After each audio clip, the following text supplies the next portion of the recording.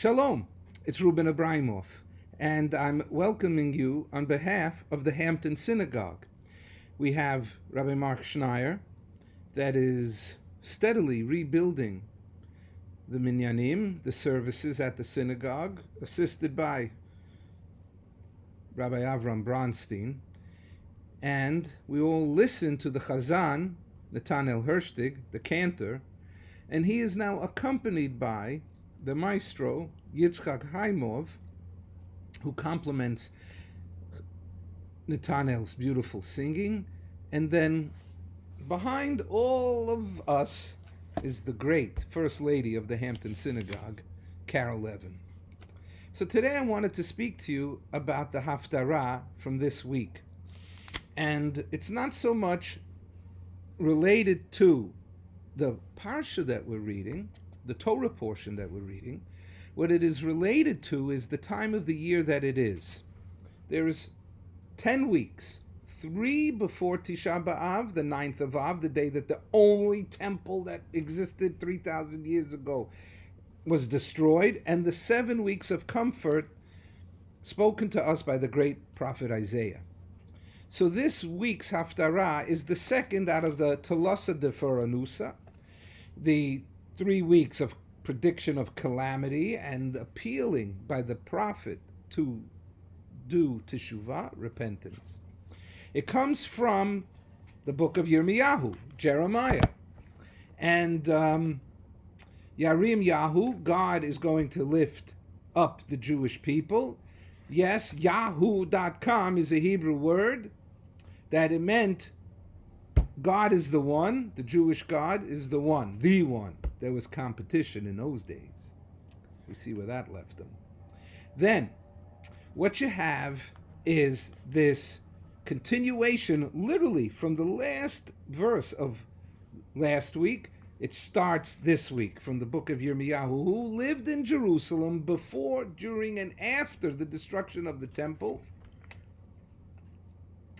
He was not only a Navi, a prophet, he could predict the future with absolute certainty. He was also a Kohen, a priest, a holy man. So now it starts off, Shimu Devar Adonai, Beit Yaakov, and it's addressing the Jewish people about the ingratitude that they have for forsaking God. And God is saying, what's wrong with me?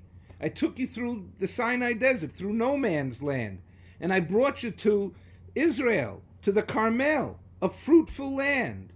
And what do? You worship idols. I don't understand. Your leadership is misguided. They're following Baal, a pagan war god. And other religions. Okay, I don't agree to other religions, but at least they stick to their gods. I don't understand the Hebrews, the Israelites, the Judeans. You're switching Asherah, fertility, Baal, war. Doesn't make sense. You've abandoned the Torah. The Torah is the number one text in the world that established Judaism as a foundation and a system of ethical monotheism, bar none. Now, you abandoned the Torah, and what are you behaving like? You think you're subservient to these enemy nations, that you're the houseboy? You're not a houseboy. You're not even just a prince. You come from royalty. Now, watch this. Enemies will rise up against you. Babylon, I'm telling you now. And God has been disappointed by Israel. And disappointment can only occur when an expectation is not met. You've become like sour grapes instead of fine wine, like a thief that gets caught. Stealing doesn't bother him. Getting caught bothers him. It's interesting. Not the action, but the retribution and the consequences. Your leaders are worshiping false gods. However, Haftorahs now don't end on a down note.